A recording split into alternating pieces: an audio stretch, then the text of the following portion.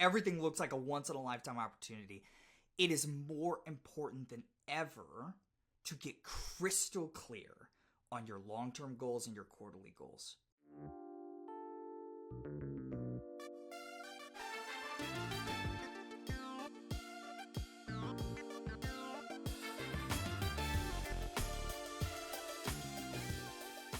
You're listening to the Redefining Wealth Podcast with Patrice Washington.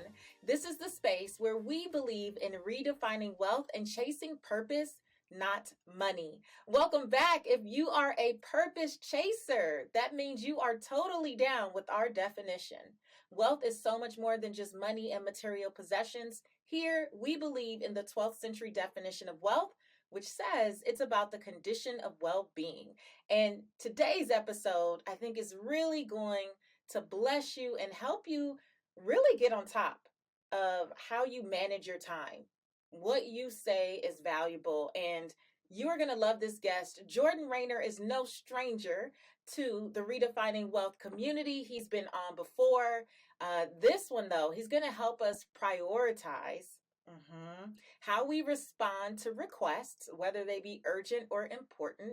And he's also going to talk about the importance of taking a weekly Sabbath and so many other things. Look, I'm excited to get into this episode, but before I do, don't forget to rate and review the podcast. It really, really helps. So wherever you're listening to the podcast, make sure you engage. Let people know how it's been a blessing to you, what you're taking away from it. We appreciate 5-star reviews, but I'm not going to force your hand at that, right? Whatever you think and what feels right for you, just please take a second to do that. And truly, before we jump in, let's get to the affirmation of the week. You know, you got to speak positivity into your life, into your day.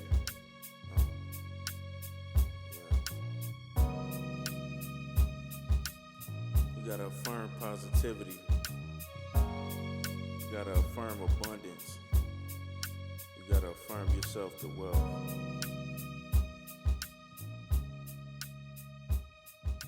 This week's affirmation is, I am worthy even when I'm at rest. I no longer subscribe to any notion that being busy and burnt out is a badge of honor. I respect my tempo, and I value the restoration that comes from stepping back and being still in a world full of noise. With or without checking things off a to-do list, I am totally worthy of love, affection, and respect. First from myself, and then from others.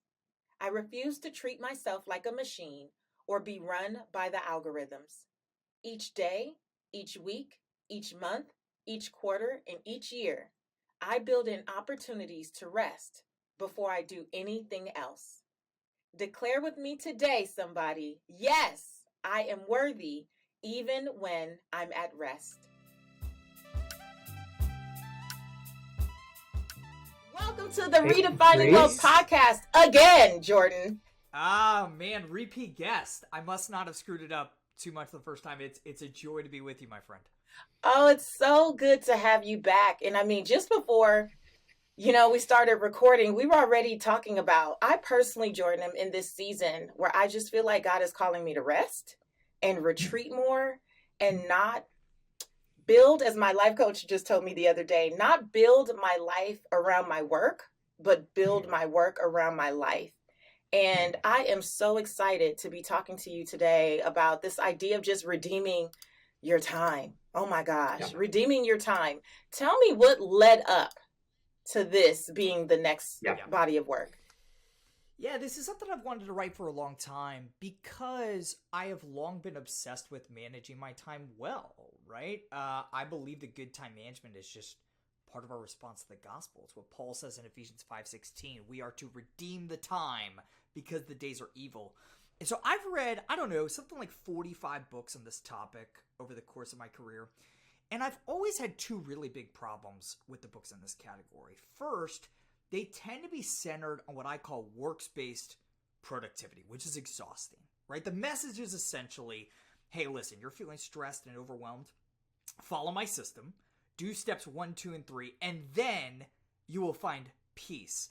Well, as a Christian, I believe I already have peace, right? Paul says in Romans 5:1, we have peace with God that is secure regardless of how productive or unproductive we are, right? And so I do time management exercises, but not to get peace. I do them in response to the peace that I've already been given.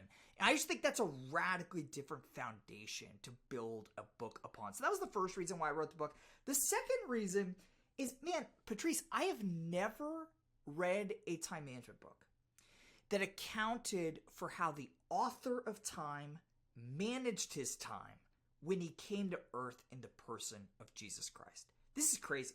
Christian or not, I think it's pretty hard to argue with the fact that Jesus was the most productive person to ever walk the earth. We literally measure time pre and post his life, BC AD. And yet nobody has really dug into the Gospels for what they are, biographies of the life of Christ, and pulled out what that means for us today. And that's what this book is all about. Redeeming Your Time are these 7 principles of how Jesus stewarded his limited 24-hour days here on earth during the 33 years he walked the earth as a human being, and then maps those 7 principles to 32 hyper-practical practices to help us all live like Jesus lived today in our own modern context. Oh my gosh, that's brilliant. How dare we be so arrogant to think that we've got nothing to learn from the person, from the deity who created time itself? This is crazy, right? And I'm so glad that somebody taught me how to read the Gospels in these ways. You know, the Gospels have a lot to say about their theology and their ethics, but they're also, Matthew, Mark, Luke, and John are biographies of the life of Christ. And when you read it through that lens, there's a lot you can draw out for how we can redeem our time in the model of our Redeemer. This is so good. Okay, so I want to get some high level context around these 7 biblical principles. So let's just start at the top. Number 1. Yep. Number 1, well, real quickly, we'll click through them. Number 1, start with the word. Jesus prioritized time with the Father above sleep, above food, above time with his disciples. We got to do the same thing. Number 2, let your yes be yes. Jesus commanded it. Before we could set big goals for our work for the future, we got to manage what we've already committed to and have a system for tracking all of our commitments and ensuring our yes is yes. Principle number 3, dissent from the kingdom of noise. We are living at what I would argue is the noisiest time in history, and that just stands in stark contrast to the life of Jesus. Jesus spent a phenomenal amount of time in lonely places. Sometimes the Gospels translate it as solitary places. We got to do the same thing. Principle number 4, prioritize your yeses. Jesus didn't say yes to everything. Neither can we. Principle 5, accept your presence. Kind of wild to think about the fact that omnipresent God for 33 years became unipresent, confined to one place at a time in the person of Jesus Christ. And as you look at the Gospels, you see him being fully focused on one important person or task at a time. We got to do the same thing. Principle 6, embrace productive rest, which sounds like an oxymoron, but I promise it's not. And then finally, the 7th and final principle is eliminate all hurry, right? Embracing being busy and being productive in this life, but refusing to cross the line between busy and hurry. And there is a fine line there. We can talk about that more if you want, but getting on the right side of that is critical. Oh my gosh, this is so good. Okay, let's just stay right there with that. Yeah. Busy versus hurried, right? Because many of us really, we hold being busy as a badge of honor. You know, we can't wait to tell, oh my gosh, I had such a full day. I just went from one thing to the next. And I'm guilty of that too. Not holding it as a badge of honor, but definitely if I'm not making my yes, and really prioritizing my yeses, I can find that on a day like a Tuesday when I record the podcast, that I feel hurried, Jordan. I'm going from one interview to the next. I barely some days have time to use the restroom. And I'm like, no matter what I tell my team about how to schedule or let's build in buffers, it never fails that a couple days a week, I end up in this space where I feel hurried. And I feel like being in that space of hurry, I mean, that's even more exhausting. It's not the work that I'm doing. It's just, I love what I do. But then it's like, you can't overdo it either. Or what is? Well, it's the soul sucking nature of hurry, right? When you're that busy, there is no time to think. There is no time to process. There's no time to be creative and to listen to the voice of God, right? So I think busyness is an outward condition, right? It's a condition of the body. It's me going to a lot of meetings. Hurry is this inner condition, this condition of the soul, right? Where we just can't hear our own selves think. We can't feel who we are as a person because we are sprinting from one thing to the next. So to make this really practical, busyness for me is having a lot of podcasts on my calendar today. Hurry is if I have them stacked back to back and I have no time to think or go to the bathroom or eat lunch in between them. Busyness is when I got a lot of errands to run. Hurry is when I get mad about choosing lane 3 instead of lane 4 at the grocery store because I can't afford the 30 seconds that I lost in making the quote unquote wrong decision, right? We should embrace a full, productive, busy life. Jesus was crazy busy. One time he was so busy, his family in the Gospels said that they thought he was, quote, out of his mind. Jesus was out of his mind busy. But he was never busy in a way that made him angry or frantic or anxious. And I think that's the key. I think that's the line between busyness and hurry. And as I talk about in the book, the way we combat this, the way we stay on the right side of busyness is just by getting really good at counting the cost of our time, right? You talk so much about financial budgeting. Lots of my friends, almost all of my friends have a financial budget. I don't know a single one of my friends who has a budget for their time. That's crazy. That's crazy. All of us, by God's grace, can earn more money. None of us can earn more time. It is truly the most finite resource we have. And so in the book, it kind of culminates with this chapter on, hey, let's eliminate hurry, embrace productive busyness by building a budget for your time on a daily, on a weekly basis. And as I've been walking readers through an advanced copy of the book, that practice, it's just one of 32 in the book, has been totally life-changing for people. Oh, I love that. I can totally see applying the pillars to that time budget, right? Like Yes. mapping out what is my fit pillar time. And I guess I Yes. kind of do that, but I definitely want to go back to this hurry, because the other thing Yeah, that came please. up for me when you were speaking about that was how much you can end up resenting things that you agreed to do. Yeah. Right? Like, Yep. and now you're upset that you didn't budget your time better. And let me not say you. Let me say me. Patrice gets upset at things that I said yes to, because 3 months ago it sounded like a great idea, right? Oh, Yeah. October 21st, I will be available to do this thing. And then all the things that came 2 months ago, and then a month ago, and then a Yeah. week ago, and how they all end up on that Patrice. same day. You're preaching to the choir. I am right there with you on this one, sister. So here's one really practical thing for you, for me, for anyone listening that struggles with it. Proverbs 20:25 says, "It is a trap to dedicate something rashly and only later to consider one's vows," right? So the way we avoid this trap, just delay your response every time you're thinking about saying yes. So for me, my rule, 24 hours. If I get an email with something that looks like a really great opportunity, I'm really excited about it, I sleep on it.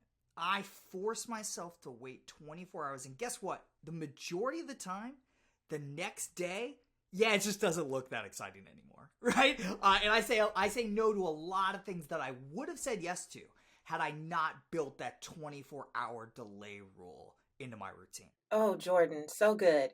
Okay, let me ask you this, and you can Yeah. tell us what principle or what practical tip actually relates to this.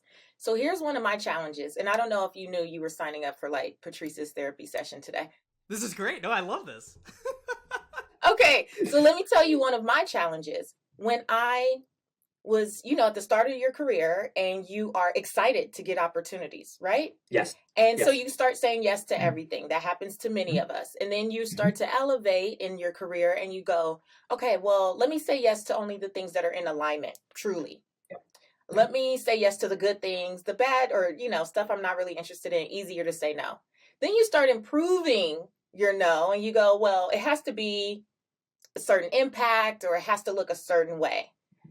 Now, for me, I'm at a place, Jordan, where every offer, every opportunity, they're not just good things. They look amazing. They look great. Yes. How do you start to filter through that even further? Yeah. So as you move to these stages of your career, where most opportunities are getting better and better, everything looks like a once in a lifetime opportunity, it is more important than ever to get crystal clear on your long-term goals and your quarterly goals. Because if there's no burning yes deep within us, this insatiable thing that we're obsessed with over a long time period, right? Ideally 3, 5, maybe 10 years. Yeah, we're just going to get sucked into the thick of thin things, right? We don't have any North Star to help us make those decisions, right? So as I progressed throughout my career, I found myself retreating more, silencing myself more, and thinking more and being more deliberate about the big, hairy, audacious, long-term goals that I'm saying. Because I know if I get that right, it's going to make it a heck of a lot easier to say no to lesser things and to discern what is a lesser thing compared to all the other options that I have on my plate. That's so good. That's so good. Okay. I want to take us back because I did have an opportunity to read a bit about what you feel about. I feel like there was this mix that the gospel is teaching us about rest and ambition. And I feel like it's also hard for many of us to discern when we should be in a season of rest versus when we should be in a season of like, go and make it happen. How do you discern that? And what have you found in what you've been studying? Yeah, I don't know that I have a lot of really hyper practical tips here, but I do think I have a principle and a concept that I think will be helpful to your listeners. And I'll illustrate it with a story. I have 3 young girls, 7, 5, and 2, almost 2. And every single night before I put them to bed, I look them in the eye and I say, hey girls, you know Daddy loves you no matter how many bad things you do, no matter how many bad things you did today. And they say, yeah. So you know I also love you no matter how many good things you do? And they say, yes. And I say, hey, who else loves you like that? And they say, Jesus. Or my 5-year-old theological stickler says, God the Father, God the Son, and God the Holy Spirit, which I laugh at literally every night. But here's the deal. We all need to hear those words spoken over our lives and spoken over our work. The God of the universe died for you when you were his enemy. He loves you regardless of how much you work, regardless of how productive you are or unproductive you are.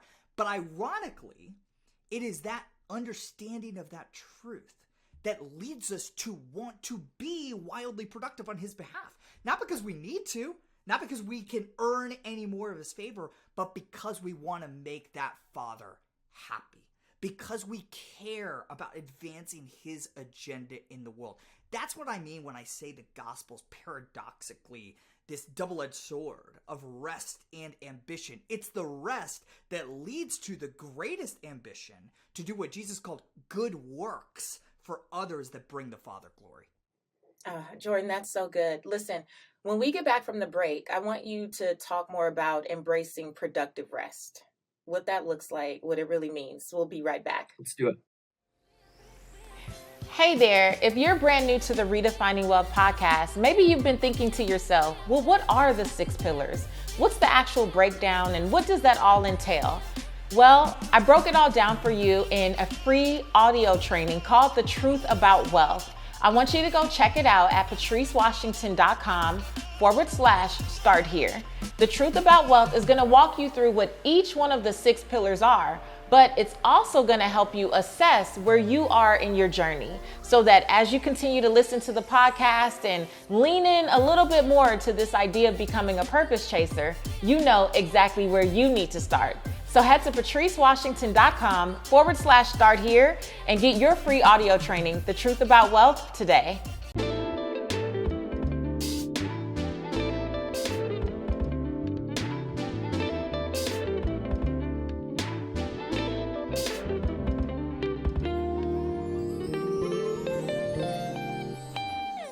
I wish I could say to you that I had mastered this time management thing. It's amazing how you think you have something under control in one season, and then something shifts in your life, and all of a sudden it feels all out of whack all over again. And so personally, I was feeling this year for sure. And I got the nudge to hire a new coach. She's a transformational coach, focused on leadership.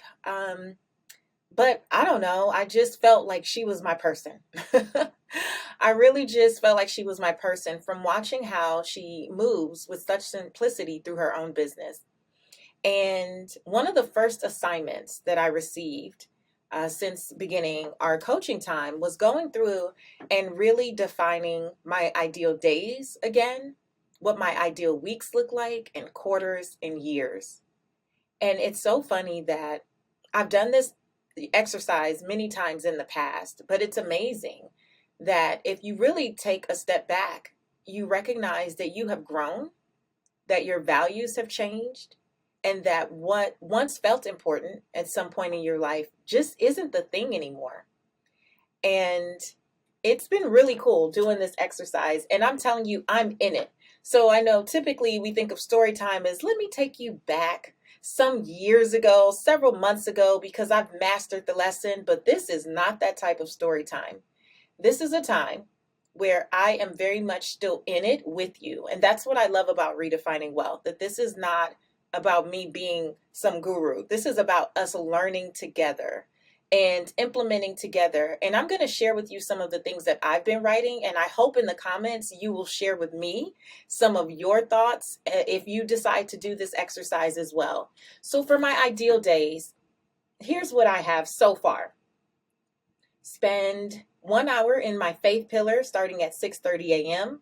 Hit the gym at 8 a.m., 1 hour, and be out by 9 a.m. No work until 10 a.m. and no work after 4 p.m. No meetings. I want meals to be pre-planned and prepared for me because cooking is not my ministry. I want to be completely done with work by 5:30, period, no matter what. That's no internal in-house work, and that's nothing being assigned from partners or nothing after 5:30. Dinner with my family by 7 p.m. I want to decompress every evening, whether that's reading, playing with our arcade games, playing Scrabble, which is a big favorite, or just doing whatever I feel like doing to unwind in the evening. I want to take a full 30 to 45-minute lunch break at the kitchen counter or table with absolutely no work and no social media. And we did decide that 2 days a week, hopefully Tuesdays and Thursdays, my husband will also take that lunch break with me. So I'm excited about that. And that I will build in 15 to 20 minutes between each meeting, which means that on any given day, I will no longer have things stacked back to back, not the hurrying, but just being productive and intentional with the time. So my team is shifting everything. So I only have up to three interviews or appointments in a day. And let me tell you, this is significant. This is significant because for several months now, if not over a year, when I'm recording for the podcast, sometimes that could be 4 or 5 interviews in a day, not to mention when other people are interviewing me on a Tuesday. I've literally had 6 to 7 interviews in one day. I know. And don't even think about book launch time or when you're really, doing something media-wise. When I do media tours, I do 25, sometimes 30 interviews back to back. It gets real. And it is not contributing to what I see for my life in this season. It actually just doesn't fit when I think about what my ideal day would look like now. And so one of the questions that my coach asked me that I'm going to ask you is, what are you willing to lose? What are you so afraid to say no to? What are you not truly being honest about when it comes to what you want to prioritize? And I promise you, I thought I had this lesson down. But as you move through new seasons and go to new levels, you have to do the work again. It doesn't just stop. You don't master it at one age and think, oh, I've got it forever, because things are going to come dressed up and disguised as wonderful opportunities, as the best thing that could be happening. And I had to learn in my own life that for someone who grew up not feeling like I was particularly talented, this is deep, not feeling like I was particularly talented, it's very tempting to say yes to multiple things at once because they're all people acknowledging me for my talent. Whether that be brand deals or speaking, opportunities or television shows, they're all people saying, hey, you're exactly what we want. And I have to remember that the little girl in me is triggered to say yes, because for so many years, I felt like no one wanted me because I had no talent. That's what I thought. And doing these exercises, not just for the day, but again, for the week, for the month, I'm doing it for the quarter, for the year. I really pray that I get back to this idea of completely building my work around my life and the things that really matter to me versus what has been happening the last several months. It's definitely felt like my life was fitting in around my work. And I'm so intentional about redefining wealth in these pillars, but I share this authentically and transparently with you so that you know, happens to the best of us, right? It happens to people who are fully aware, super into personal development. So just imagine if you're not even in that type of space, how your calendar, your schedule, this hurried way of life can really be impacting you and you don't even realize it. So I hope that helps. Let me know what you think in the comments and let me know some of the exercises that you're doing to really redeem your time.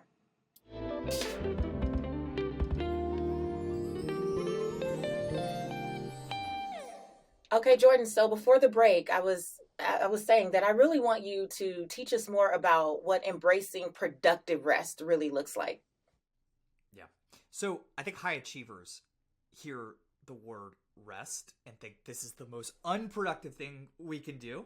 But here's the deal. In Jesus' example and in loads of scientific data, we know that there are at least these 3 rhythms of rest that are counterintuitively productive for our goals and for our souls. Number 1 are bi-hourly breaks, bi-hourly breaks, right? So scientists will tell you that your body tends to pulse in 2-hour ultradian cycles throughout the day.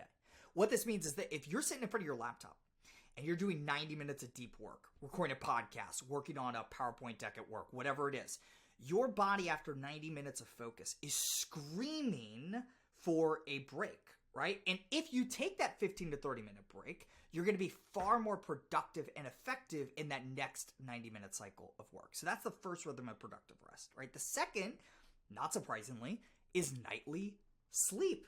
I thought for years I'm fine on 6 hours. I'm fine on 7 hours. Well, sleep scientists will tell you that you are 6 times more likely to win an Olympic gold medal than you are to be one of the very rare people on earth who can perform at optimum levels with less than 8 hours of sleep. And I hate that truth. I got 3 young kids. I loathe this truth, but it is truth. We got to fight for great 8-hour sleep opportunities every single night. And then the third rhythm of productive rest is weekly Sabbath, right? And it shouldn't surprise us that this is productive. God himself observed the Sabbath. Genesis 1 and 2, we see him working for 6 days, resting for 1. Jesus, the most productive person who ever lived, Sabbathed on a regular basis. We've got to learn how to do the same thing. And I want to recognize some empathy with your audience here. For years, I viewed Sabbath as this legalistic, life-sucking chore.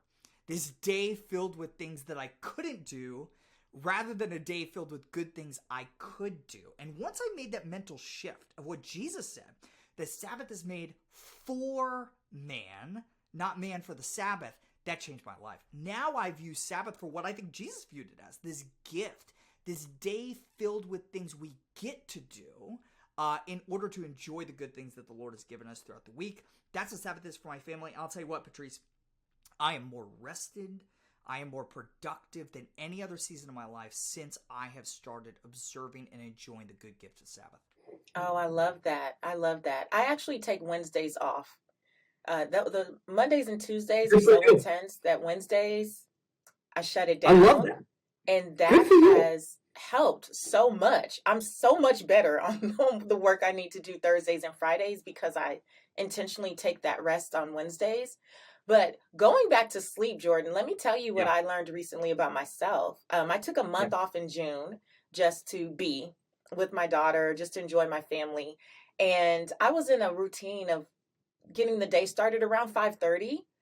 I just would wake up at 5:30. No alarm clock. I would start with my, my morning prayers, affirmations, journaling, Bible reading, all that stuff, do my faith pillar, and then go to the gym. And by like 8 a.m., I had done probably a lot more than a lot of folks, right? I took this month off and just allowed myself to just sleep as long as I needed to sleep. Even if I woke up at 5:30, I would just kind of let my eyes close again and I would wake up more at like 7.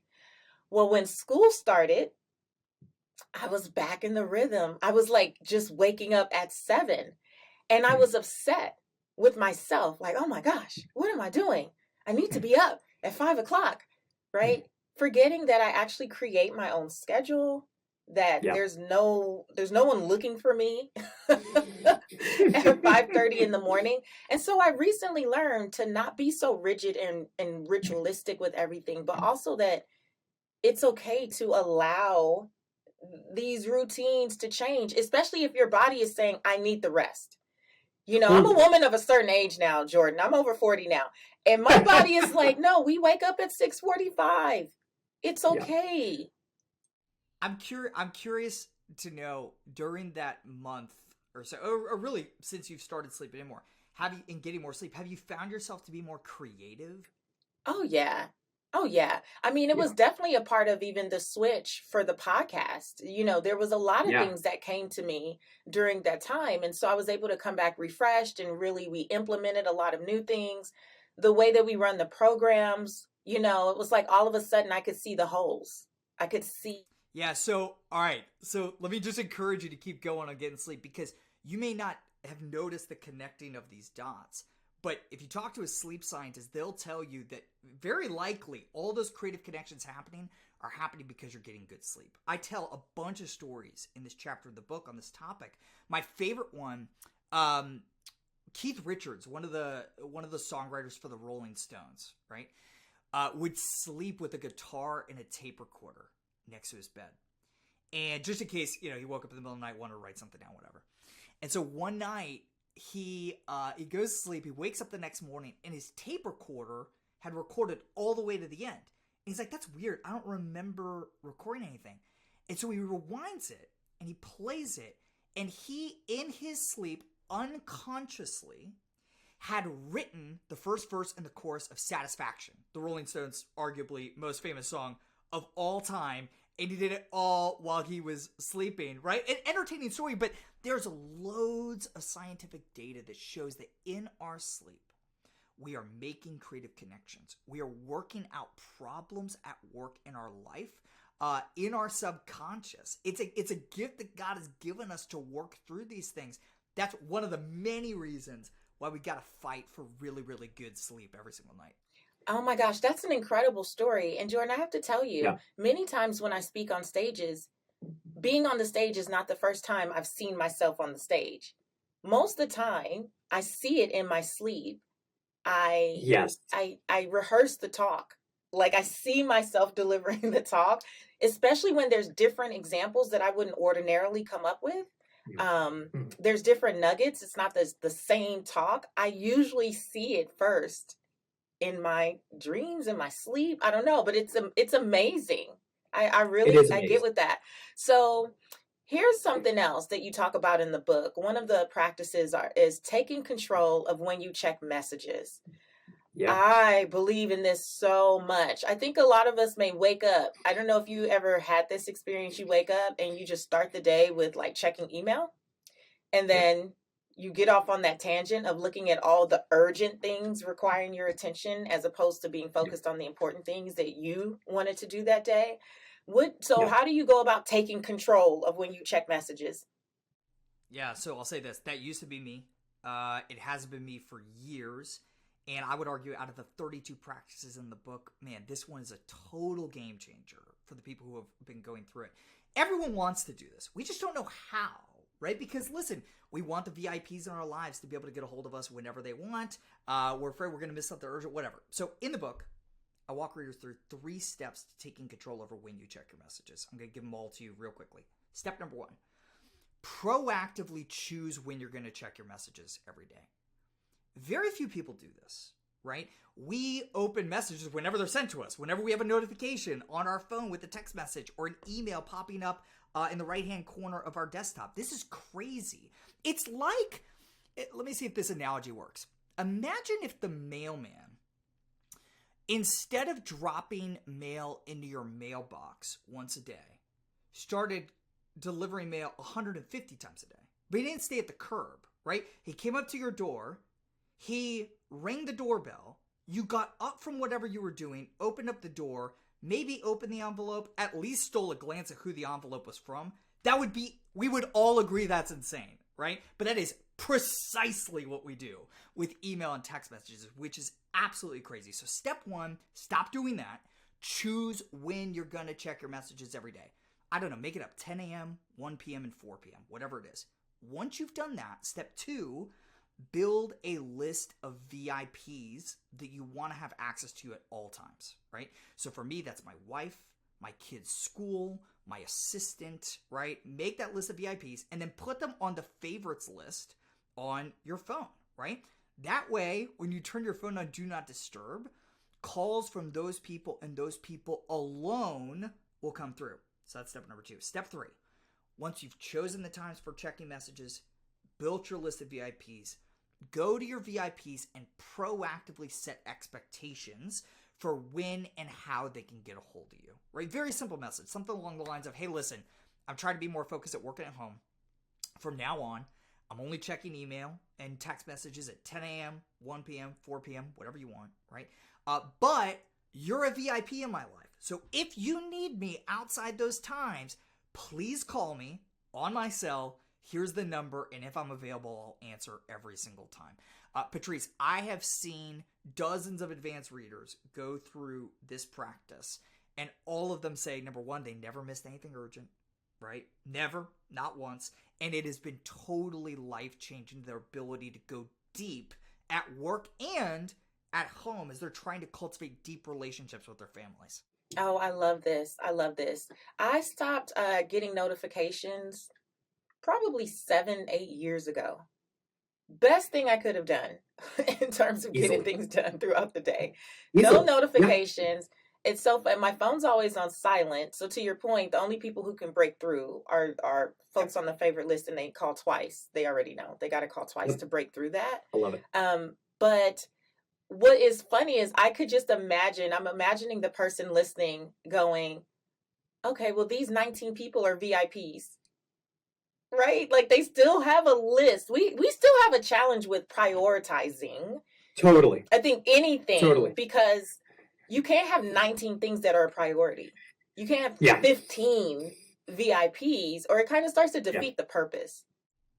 Well, I'll say this. So I completely agree. That said, even if you do have 19 VIPs and you're communicating to them, hey, only call me if it's urgent, it's very rare they're going to call you. It's very rare because people respect that. They don't want to be interrupted, right? As they're doing their work and they're living their lives. I think a lot of times we overinflate our own importance, right? We think that, oh man, these 19 people, they just need me all the time, right? I got to respond to their text messages right away. Let me tell you what happened when I stopped checking text messages every 3 minutes. Nothing. Like literally absolutely nothing happened, right? My friends didn't care. I'm not that important, and neither are you, right? The world will go on without our constant wading into the kingdom of noise and notifications. Oh, that's so good. I think the same thing comes, up even when you think about the back to saying yes to a lot of things. Yeah. I know in our community, we have a lot of people who are like, but if I don't serve Yes. all of these people, who's going to do it? And I'm Yeah. pretty sure out of 7 to 8 billion people on earth, God is like designated someone else to serve in that Yeah. capacity. What do you think creates that type of, just that idea that if not you, then it's not going to get done? Yeah, I think it's a failure to understand this fine line between the fact that our work does matter deeply to God, right? That is crystal clear all throughout Scripture. But at the same time, God doesn't need any one specific person to do any specific work in the world, right? So yes, your work matters, but you are just one of billions of actors in this grand drama that he is unfolding, right? So, look at Moses. God said he's going to lead his people to the promised land. He didn't need Moses specifically to do it. So he chose Joshua. He didn't need David to build the temple. He chose Solomon, right? If I die tomorrow and there are still things on my to-do list that are on God's to-do list, he's going to complete them with or without me, right? And that enables me to rest. It also enables me to say no, right? Because I know that, hey, listen, I'm going to say no, but if God really wants that person to have that help or whatever it is, he's going to find a way to do it. Oh, that is freeing. Right? That is freeing. Oh yeah, that idea that look, if I die tomorrow, that life goes on. Life goes on. Life goes Life on. goes on. And things You will and I still aren't be that special. accomplished. I think sometimes we definitely do. We think we are so much more special than we are. Totally. But that definitely, for me, continues to make the case for rest. Because I think about, we're both entrepreneurial, but I even think about, my mom who worked in the hotel industry for 30 plus years. And I would tell her, Mom, if something happened to you, and she worked hard, right? Really hard, worked 45 minutes away from our home, 3 hours a day just in traffic and all that stuff in LA. I'm like, Mom, if something happens to you, they will fill the position within a few days. They will fill the position. Yeah. Somebody else will come in and be director of housekeeping like that. Yeah. Right? Yeah. And I think a lot of people find that demoralizing, but you're right, Patrice. It's free. It's freeing. Because it also is like, you know what? Let me take my vacation.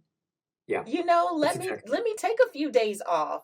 Let me do the things that I really want to do. And I think it's so interesting. I feel like the pandemic has opened up so much for us to like really reassess what's important.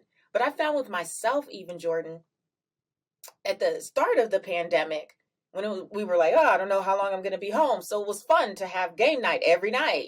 We were playing Uno and Scrabble every day, like going on walks with my husband. And then we got into a pattern where we found a quote unquote new normal. So now it's like, well, now we're just living in this. So we like, what's the balance between being uncertain and like, the kids are home and you got to do all these things. And now I still need to be productive. And for myself, for several months, it felt like not a vacation by any means. Cause we had kids at home, you got a kid at home all day, not that, but it was definitely different where it didn't feel like normal. So you allowed yourself to do things out of the norm. Right. But then when you found that normal, it's like we found a new way to get busy, to get hurried, to get frazzled. Totally. And it's a constant struggle. And one thing I say in the book is, listen, those 45 time management books I've read, the one thing all of them said, all of them promised, was that solving your time management problems is going to be easy. Yeah, that's just a bull-faced lie. This is a bull-faced lie, right? Like, how I know? Because we keep publishing books on this topic, and because we still live under the curse. Sin is messing up our attempts to steward this vapor of a life well. So, listen, I think this book is going to help you solve a lot of problems. But if you're looking to me or anybody else to solve all your problems except for God himself, I'm going to disappoint you. and other people are going to disappoint you. You got to find the solutions in something secure. And I would argue the only thing that's secure is God himself. I love it. Well, I do believe, Jordan, that one thing can change everything. And so I'm excited to really dive deeper into these 32 practical tips and really get this down, because I feel like one or two things can create a big shift. It's not that you have to do everything, right? You don't want to overwhelm yourself trying to implement every single thing, but there's always going to be like a couple things that really stand out as like, this is mine. We just surveyed the 100 or so people I've been walking through an advanced copy of the book with. 97% said that in the book of the 32 practices, they found at least 2 that were, quote, game-changing habits to help them redeem their time. I'm like, you don't need 32, right? If you find 30 of them useless, great. 1 or 2 can be a total game changer, making it worth way more than the price of admission. And I include in that price of admission your time, right? I don't think about books as $20 products. I think they're $2,000 products, because I'm asking you to invest 5 to 10 hours of your life to read it and do the work. And so we have tried to just jam-pack this thing with value and practical tips to help you redeem your time in a way that makes you busy without being hurried. You also, speaking of value, you have something for folks that pre-order the book, and they have from the time this releases, the book comes out on October 23rd. So you got like 2 days to get on it. Yeah. What is Go this? get it. What is this All gift right. for, or what is this opportunity for pre-ordering the book? All right. So here's the deal. I think most, not all, most author pre-order campaigns are super lame. I've done it before, right? It's like, pre-order the book and get a free chapter. It's like, who cares? So here's what we're doing. The book, Redeeming Your Time, is about walking like Jesus walked. So we're giving away a trip for 2 people to go to the Holy Land and walk where Jesus walked. I'm paying for everything. 8 days, guided tour throughout the Holy Land. And listen, I know a lot of people, myself included, are not traveling internationally right now. So you get 3 years if you win to book your trip. If you still don't want that, I'll write you a check for $5,000, right? You get to pick, right? So, So, really simple. Hopefully this conversation's made you want the book. So go pre-order the book on Amazon, wherever you buy your books. And then go to jordanraynor.com, just the homepage of my website, JordanRaynor.com. Fill out the form, and you'll be entered to win. Oh my gosh. This has to be literally the most epic pre-order gift ever. Purpose That's what we're going for. Get on Amazon or wherever you order books right now. Do not delay. Don't put it off until later. Take out your phone, whatever. Do this right now. I would love to see a purpose chaser. Get to the Holy Land and experience this incredible trip. And the fact that you're gracious enough to say, hey, and you get 3 years to redeem it. I love it. I love that. Jordan, before I let you go, I have to ask you the Redefining Wealth rapid wisdom questions. You've done this before, so it'll be interesting to see your responses. The first question is, how do you define success? I define success as stewarding my life as well as I possibly can with the talents and time the Father has given me. Right?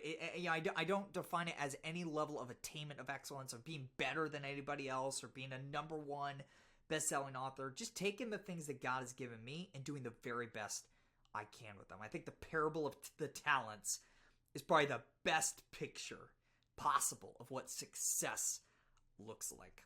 Yeah. I love it. How do you define wealth in 3 words or less?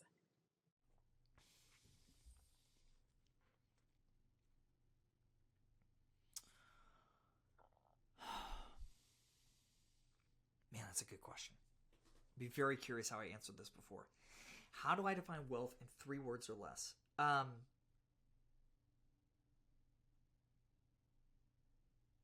Eternal riches. Eternal riches. I'm with it. What's one book that has helped you redefine wealth for yourself? I loved Randy Alcorn's book, The Treasure Principle. It's an old book. It's probably 30 years old now, but I love it. The Treasure Principles? Yeah. Got it. All right. Fill in the blank. My name is, and for me, the truth about wealth is. My name is Jordan Raynor, and the truth about wealth is what Scripture says about wealth. That ultimately, the wealth we have in this life is going away. So we are to store up for ourselves treasures in heaven. That's what ultimately is going to matter in the long run, in the longest run. Love it. Jordan, thank you for coming back again. You are Patrice, so thanks for having me. amazing. Such an honor to share the space with you at any time, and rooting for you. I can't wait. I have everything crossed, and I'll be praying that a purpose chaser gets this trip Hey, they can take you as their guest, Patrice. Come come on, guys. Get this for us. We need it. Get this for us. Can I submit my name? I know I hadn't advanced. Yes, you can. Yes, you can. Absolutely, you can. I love it. Thank you so much, Jordan.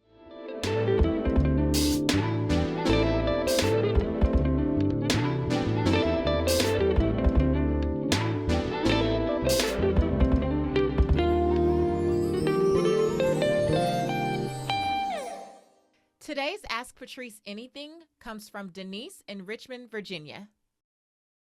Hi, Patrice. This is Denise. My question is, what advice would you have for someone who's looking to transition into full-time entrepreneurship, as far as like planning and recommendations on what to do before you make that step? Denise, thank you so much for your question. Congratulations to you on thinking about going into entrepreneurship full time. I have to say, though, that entrepreneurship is not for the faint of heart. I know that we hear, everyone talking about entrepreneurship in social media, and it is so easy to assume that it's easy. But I think because you're asking the question about how to prepare, it's not going to be easy. So good for you. I had to write down some thoughts. So let me pull them up here. The very first thing I would say, Denise, is to enroll your family in the vision. And that is the complete vision. Sometimes we only think about, well, this is my gift or this is my calling. And we think about it in terms of, this is what I want to do.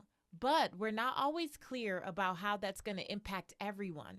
So instead of just telling your family what it is you want to do, and I mean the people who may live in your home with you, those who will be impacted by maybe some late nights or some early mornings, or you really getting familiar with what it's going to take to run your business full time, everyone's going to have to sacrifice. That just is what it is. And I think that it's important for the people you love to know in advance that we're on a journey, and it's going to take some figuring out. It's going to take some getting used to, but I really need everyone to get on board, right? So first of all, enroll your family in the vision. Second of all, even when you're a full-time entrepreneur, you need to still treat this like a business. I see people leave their corporate jobs, become entrepreneurs, and then kind of treat their business like a hobby. No, you don't want to do that, because if you treat it like a hobby, you're going to be compensated as if you are operating a hobby and not a business. So make sure you're still getting dressed to start the day. Make sure you still have work hours. Make sure you still have a space around you that is your money making space, that is set up to support you in your creativity and what you need to actually get the job done. Just make sure that you take it very seriously and you set your day up, you set your environment up to support you. Number 3, assess your finances. Now, of course, people are like, why would she not say that first? Because you're used to hearing that first. But assess your finances. If you can help it, definitely leave with some savings in place. I love the idea of at least 6 months of your salary saved. And I know that can seem really heavy and daunting. Let me tell you the honest truth. I did not have that when I left my nonprofit job to get started. I didn't. But ideally, I would have liked to. So if you have the opportunity to get some money in place, you really want to do that, because here's the thing. Sometimes people think about entrepreneurship as, I just want to replace my salary. Well, usually when you're coming from a corporate job, you have way more benefits than just the salary. Your health care is included, and maybe there's other benefits that go along with that. When you're starting a business, even if your revenue matches your previous salary, you have expenses associated with getting to that revenue. So it's not just, well, I just need to make 60,000. It may cost you 20,000 to make that 60,000, depending on what you're doing, right? So you want to keep that in mind, because the revenue goal that you have to hit as an entrepreneur is going to be higher than whatever your salary was, just to make sure that you can cover all your expenses. And it's something that we don't always talk about or think about. So make sure you are checking in with savings and you have a realistic idea of what the number is you want to hit in your business. And last thing, implement the pillars for some sense of harmony. Denise, when you are moving into full-time entrepreneurship, it is so easy for the work pillar to consume your life. And I just don't want you to forget about your fit pillar, your faith pillar, your people pillar, your space pillar, like all of these other pillars, and you clearing the clutter in all of these other pillars are going to help you create the space to be your best in your business. So I hope that helps. Really excited for you. Best wishes for an amazing entrepreneurial journey. Well, that wraps up today's episode. Listen, Jordan Raynor is amazing. Get into this book. We have the link in the bio, and come over to the Redefining Wealth community and make sure that you share your nuggets and your takeaways from this episode. Until next time, guys, I literally just want you to go live your life's purpose, find fulfillment, and earn more without ever chasing money. Talk to you later.